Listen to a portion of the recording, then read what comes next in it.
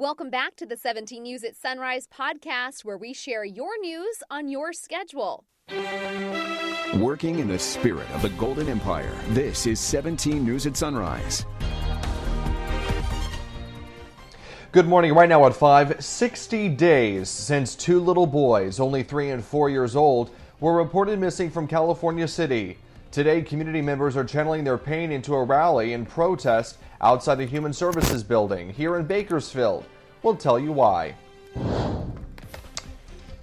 After a devastating update yesterday from Public Health of nearly 40 additional deaths in Kern due to COVID, where does that leave us? A look at the numbers and why we're just learning of deaths that happened months ago. Plus, warming hearts with a cool idea. Local organization In the Field 661 wants to address hunger in Kern County with a community fridge. But they need help to make it happen. We'll explain. Today is Friday, February 19th, 2021. Good morning, Kern County, and thanks so much for starting your day with us. I'm Alex Fisher along with Maddie Jansen.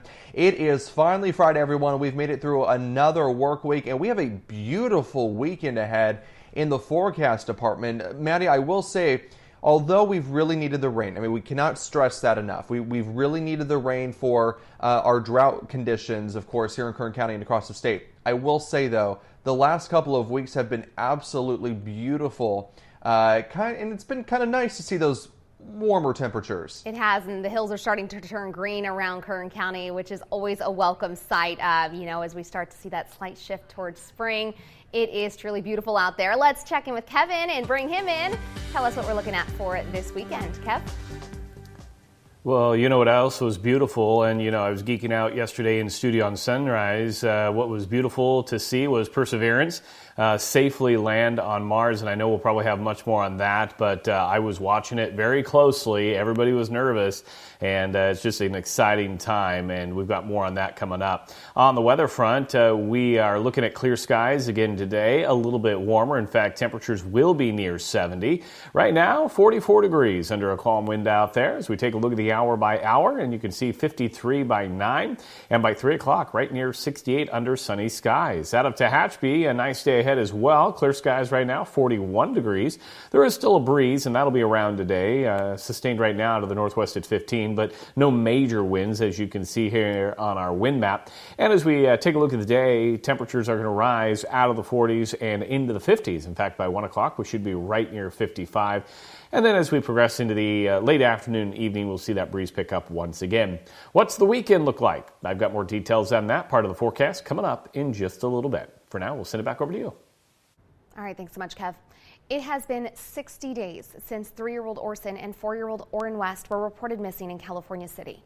Today, community members plan to hold a peaceful march and protest outside the Human Services building in Bakersfield. The protest is happening at noon at 100 East California Avenue. In a flyer posted to Facebook, organizers are calling for reform to child welfare services. California City Chief of Police John Walker says the adoptive parents of the boys have been fully cooperative in the investigation, and there are no named suspects in this case. Organizers ask those in attendance to wear a mask.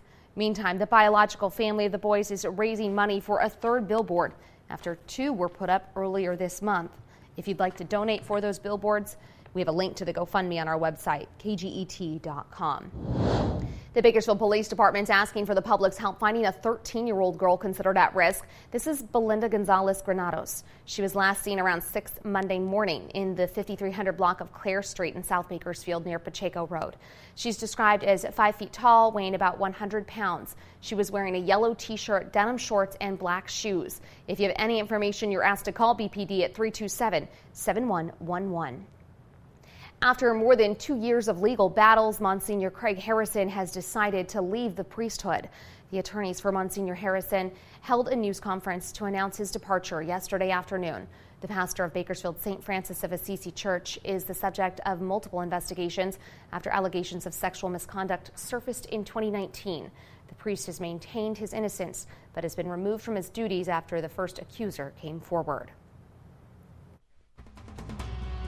In your 17 Crime Watch Court Watch this morning, a man accused of armed robbery was convicted by a jury yesterday, but he was not in court to hear his ruling.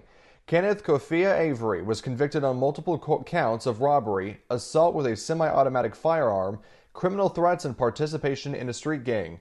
Police say Kafia Avery robbed a local Circle K at gunpoint back in February of last year.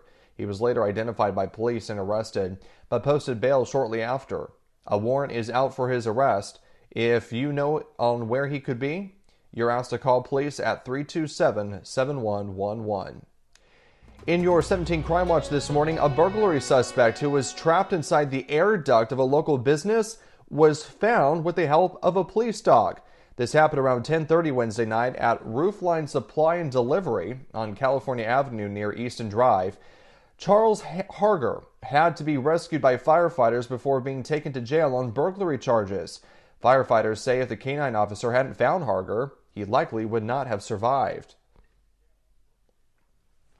On a lighter note this morning, the Wonderful Company is making sure local children do not go hungry during the school year and over the summer. Yesterday, the Wonderful College Prep Academy announced it will provide free college school meals and milk for all kids and teens up to age 18 in the community. The giveaway is made possible by a waiver approved by the U.S. Department of Agriculture, which allows for free school meals during the COVID-19 pandemic.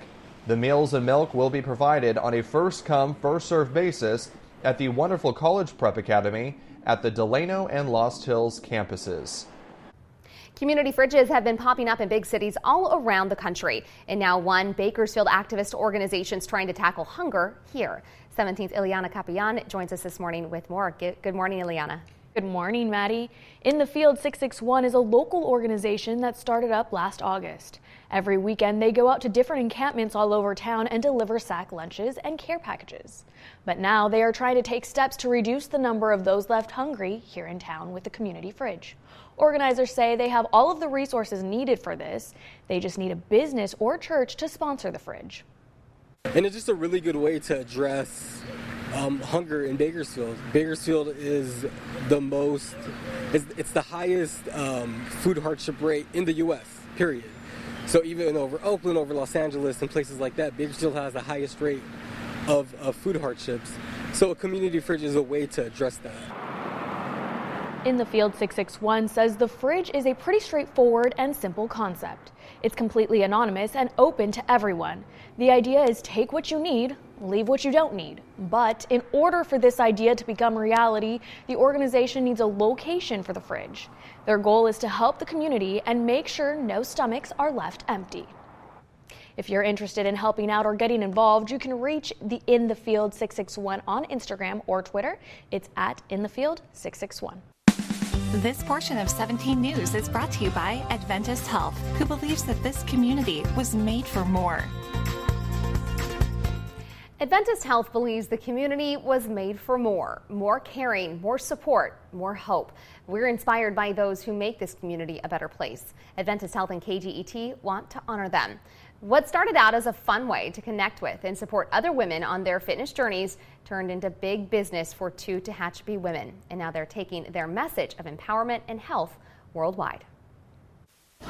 This whole box is sold. She never meant to start a business. Elisha Villanueva just wanted support on her own health journey. I had lost 80 pounds after my youngest son, and I created the group because I felt like my normal Facebook friends were getting tired of me posting all my weight loss success. She and Anna Snyder have known each other since elementary school. Anna had her own health journey after having kids, where she fell in love with fitness. I absolutely love to teach women how to lift. I love to teach people program exercises for ladies, and I hope to inspire more people to do that. That's when Flex It Pink was born in 2013. Their little Facebook group with 300 women grew to more than 120,000 followers and became a big business venture. This is our upcoming Soul Sister run, so you get both medals in your package and then they clip together. Yeah, for you and your Soul Sister. What started as a journey to better health for themselves became a mission to help other women achieve that too. Their Facebook page is filled with stories of pounds lost and confidence gained. The inspiration goes full circle. Like these women that we hear their stories now, and they are telling us how much we've helped them, but listening to their stories like fuel our fire. One woman did a burpee for the very first time in her life. Like she couldn't even get down and back up, and now she's doing burpees. woman that could barely run a miles on to run half marathons now. Flex It Pink started doing virtual runs way before the pandemic ever hit. Out of those, a monthly athleisure shipment was born. And now they have 8,000 monthly subscribers. And their warehouse, one of 2 locations in Tehachapi, is littered with motivational evidence. Soon the gym wasn't the only place they were making gains. We have definitely blown up in 2020. It was our largest grossing year ever. And 2021 has already broken records. So yeah, you can say our revenue has been in the multi-millions. Are we allowed to say that? I mean, yeah, like in the beginning, we don't make that much. Like in the beginning, like we didn't take paychecks for several years. We put it all right back in the business. We hire local teams, all girls, because we try to empower women. And our screen printer is a mom, and she runs the whole business by herself. So, and we work with the high school. They build boxes for us, the special needs class. From virtual runs to monthly challenges, their goal is to empower women mentally and physically, 365 days a year. And I think that why we were so successful is because we never cared about like being a successful company. We just cared about helping women, and if you stick to like your core mission, then you'll be successful. And we still don't care about anything but just helping women live the healthiest life that they can. And you can follow Flex It Pink on Facebook or Instagram. The challenges and the motivation are completely free. Welcome back here at 5:52. Making headlines around the nation this morning. Texas Senator Ted Cruz is facing backlash after taking his family to Cancun while hundreds of thousands of his constituents were left without power in one of the worst winter storms Texas has ever faced. On Monday, Senator Ted Cruz told Texans in a radio interview, "Don't risk it. Keep your family safe and just stay home and hug your kids." But days later, he was seen boarding a plane for a family vacation. Last night, the Republican from Texas appeared on Fox News and explained why he and his family left Texas in the middle of the historic winter storm for Cancun. Cruz says he made the trip because of his daughters, who wanted to go on vacation with their friends, but admits his initial plans were to work remotely over the weekend. I'd initially planned to stay through the weekend and to work remotely there, but as I was heading down there, I started to have second thoughts almost immediately, because the crisis here in Texas, you need to be here on the ground. The senator also told Hannity that he wants a, quote, serious fact-based investigation, not based on politics, about why the power grid in Texas has failed. KGET Business Watch is brought to you by Grapevine MSP Technology Services, the Valley's leading IT service provider. Welcome back. There's a new social media app that's getting a lot of attention, but not just anyone can join. NBC's Liz McLaughlin explains. Social media usually involves photos, text, and videos. But a hot new social app called Clubhouse is centered around good old-fashioned audio. You can either sit and listen to people like you would perhaps at a conference, or you can participate.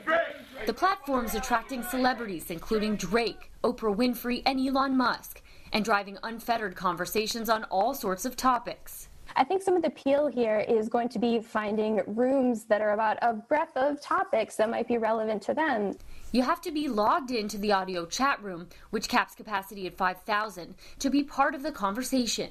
There's no replay or recording feature, and at least for now, if you want to join Clubhouse, you have to be in the club. Clubhouse is still in beta, and so it's not available to everyone. And so if you want to be on Clubhouse, you need an invite.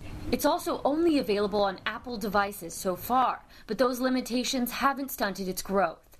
The 11-month-old app had just 1,500 users in May, exploding beyond 2 million last month. The high demand is driving some early Clubhouse adopters to sell their invites on sites like eBay and Etsy for up to $150.